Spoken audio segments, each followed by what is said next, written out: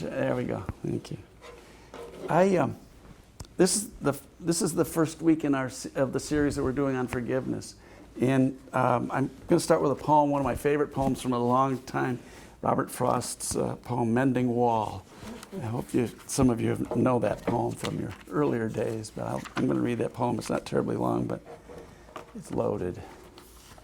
Something there is that doesn't love a wall, that sends the frozen ground swell under it and spills the upper boulders in the sun and makes gaps even two can pass abreast. The work of hunters is another thing. I have come after them and made repair, where they have left no stone, not one stone on a stone, but they would have the rabbit out of hiding to please those yelping dogs. The gaps, I mean, no one has seen them made or heard them made, but at spring mending time we find them there. I let my neighbor know beyond the hill, and on a day we meet to walk the line and set the wall between us once again. We keep the wall between us as we go, to each the boulders that have fallen to each. And some are loaves and some nearly balls. We have to use a spell to make them balance. Stay where you are until our backs are turned. We wear our fingers rough with the handling. Oh, just another kind of outdoor game, one on a side, it comes to little more. There where it is, we do not need the wall. He is all pine, and I am apple orchard. My apple trees will never get across and eat the cones under his pines. I tell him, and he says, good fences make good neighbors. Spring is the mischief in me, and I wonder if I could put a notion in his head. Why do they make good neighbors? Isn't it where there are cows, but there are no cows? Before I build a wall, I'd ask to know, what was I walling in or walling out? And to whom I might give offense. Something there is that doesn't love a wall, that wants it down. I could say elves to him, but it's not elves exactly, and I'd rather he said it for himself. I see him there, bringing a stone grasped firmly by the top, in each hand like an old stone savage, armed. He moves in darkness, as it seems to me, not of woods only and of the shade of trees. He will not go behind his father's saying, and he likes having thought of it so well. He says again, good fences make good neighbors. Mending Wall. About 3/4 of the way through that poem, he gets to what I think is the essence of the poem. And that's the part that is, before I build a wall, I'd ask to know what it was I was walling in or walling out, and to whom I was like to give offense. Nice play on words. Something there is that doesn't love a wall. Tonight's topic, forgiveness, is one of the most challenging and often misunderstood concepts in our culture and our age. You know, this wholesale harboring and spewing of resentments, fears, contempt, bigotry, disgust, indifference, cynicism, rage, the list goes on and on. Seems to be epidemic in the climate where the economics are so heavily focused on keeping you and me alone, isolated, suspicious, and miserable enough to buy whatever is being sold. Yet, I am reminded of the poet's words. Something there is that doesn't love a wall. So forgiveness, I'm going to take a broad sweep at this tonight because it's our opening segment. I've got next week, and then Mike's going to put the cap on it the third weekend. First, the focus is often on forgiveness as something we extend to other people. And that's quite often, you hear it referenced as such. It's something we extend. We give forgiveness to other people. So I'd like to start with that one, and then we'll go on from there. You know, from the Gospel of Matthew, you have a conversation with Peter, and he's trying to make it in good with Jesus, and he says, well, isn't it true we're supposed to forgive 7 times? And, what he's doing is he's taking the prophet Amos, says, well, Amos said, you're always supposed to forgive 3 times.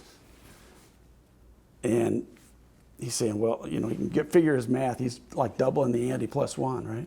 So he's going, shouldn't it be 7 times? And Jesus looks at him and says, no, 70 times 7. So in typical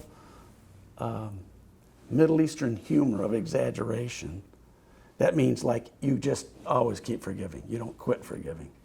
Now, I was married to a woman of Jewish extraction for a lot of years, 40 of them. And one of the things I had to learn was exaggeration was truth-telling, not lie-telling. It's a part of the culture, and they make the stories more vivid, more real, because they add color to them by exaggeration. And that was one of the things that I had to learn early on in our marriage. Elaine's going to exaggerate, and forget about it, okay? That's one word, forget about it. And just let her go. You're not going to fix that. It's just part of the culture she was raised in. Exaggeration is a part of the Jewish heritage. And so when Jesus said to Peter, no, 70 times 7, he means forget about it. You're just going to keep doing it. It's going to keep going and going and going. And then in the Sermon on the Mount, it's also referenced in Matthew 6, in what's referred to as the Lord's Prayer, forgive us our debts or trespasses as we forgive those who trespass against us. And that's different. That's a transactional forgiveness. You do something, I do something. It's also conditional. So it's different. It's not the same. But it's all about forgiveness. It's just a different way to do it. And then there's this guy, the Dalai Lama. The Buddha taught forgiveness as one of the core tenets of his teachings as well. And Dalai Lama tells this story about running into one of his friends who was imprisoned in the gulag for a number of decades. And the guy got out, and the monk got out, and they ran into each other. And the Dalai Lama said to his friend, he said, so what was it like being in that prison? And he said, it was a very dangerous place. How was it dangerous, was the Dalai Lama's response. He said, any moment I could have lost compassion for my captors. Forgiveness extended to another.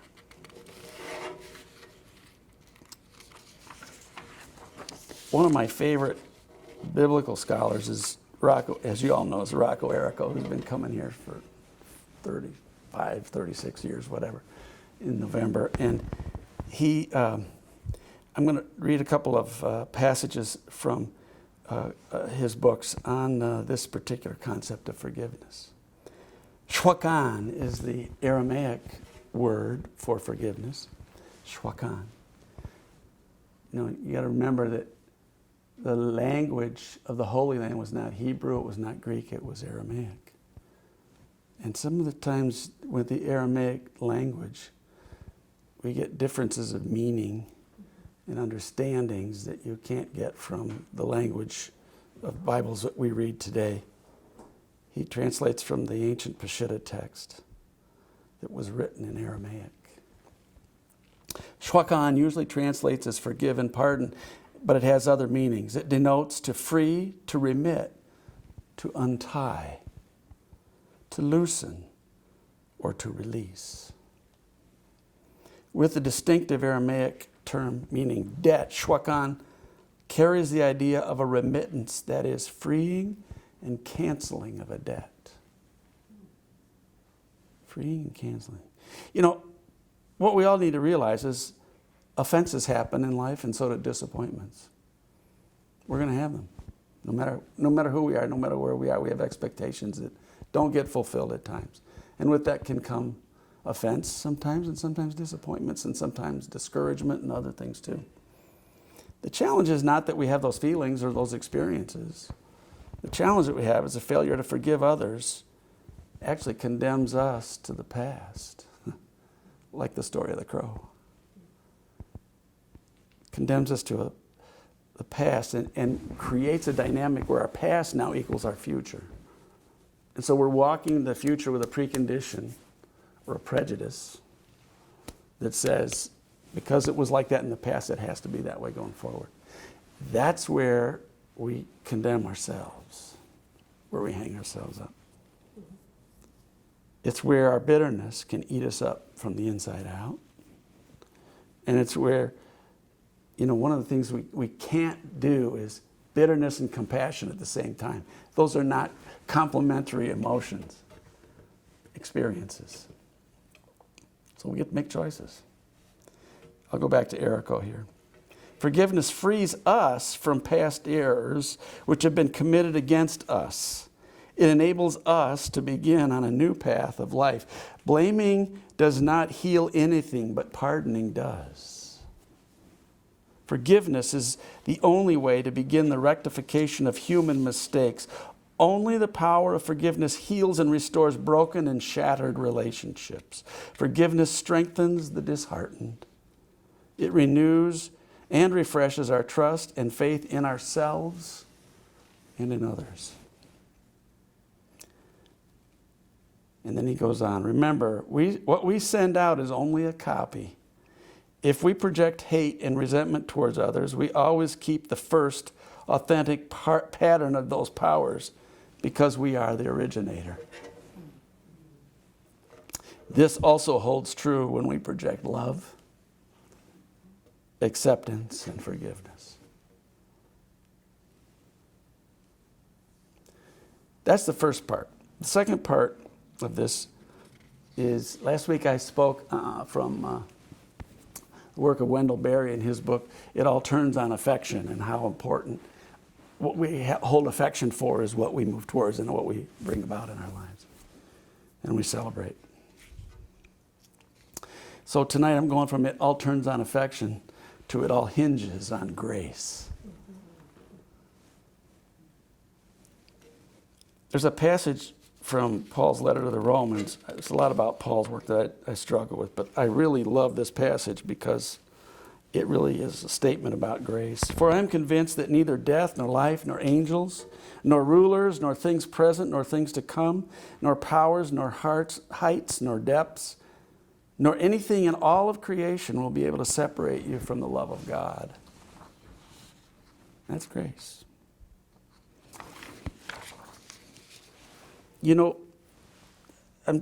This next portion of this talk is really about the other 2/3 of forgiveness. The first third was the part about us extending something to somebody else, but the other 2/3 are about us and what we do with ourselves in relationship to living in a universe which is about grace, of a loving presence that just keeps coming at us. I was thrilled Friday night and this afternoon again to hear Eben Alexander make that exact statement from his experiences on wherever he went, whatever happened with him. And that it was just, he said, we got to get this right. And, he said so much of the way our world is today is we don't operate as if we're in a universe that's fed and drives and is love. And that's that grace.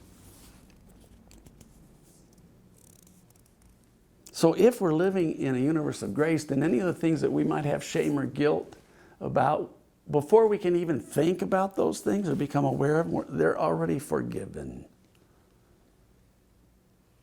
If we are that love. Yet we can hold on to shames and guilts and other stuff for a long time, resentments, etc., for a long, long time. And yet, it's a lie in face of that love, of that magnitude.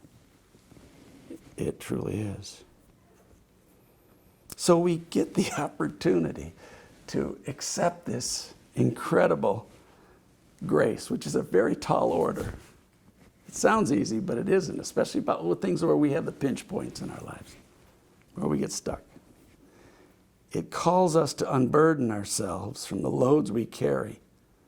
We can only put out in the world what we have inside to give. And if when we're loaded up with stuff, we give very little back to each other, to the planet, to whatever it is that we're needing to give to. The lighter our burdens become, the more aligned our walk is with our purpose for why we're here individually and collectively. And therefore, we are of more and deeper, greater service to our fellow human beings and to the planet as well. And as Muhammad Ali once said, service, that's the rent you pay for your room here on earth.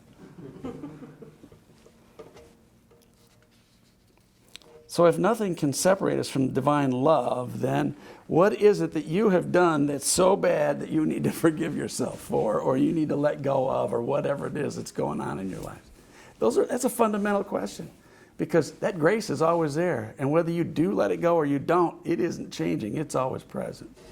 It's always there for you. So you can either step into it and claim it, or you can keep struggling. You know, sometimes those struggles feel like they're more our friends than the grace. But if we give ourselves a moment, we catch up to the fact that, yeah, it's a pretty special, loving universe we're walking around in. Sometimes we just need a new set point, a new start point. It's like we step aside from whatever it is that we've been so plugged in and just step away and create anew. As I said last week, sometimes you need to unplug and reboot. You know, the better angels of our nature, to quote Abraham Lincoln, call us to much more noble notions of life. Grace calls us to release our souls from our self-imposed burdens so that we may live in the fullness of each moment instead of tying up those moments and our future as well with our self-limiting condemnations of past experiences. Then, grace also calls us to reconcile with each other, to make fresh our experiences together, which can bring down the walls that exist between us. I'll close with the Mending Wall quote again. Before I build a wall, I'd ask to know, what was I walling in or walling out? And to whom I was like to give offense. Something there is that does not love a wall. I thank you for your kind attention this evening. And may you continue to grow in the light of that grace this week. And embracing that grace in new and delightful ways. Creating room for that to move mountains from within. Bless you. Thank you.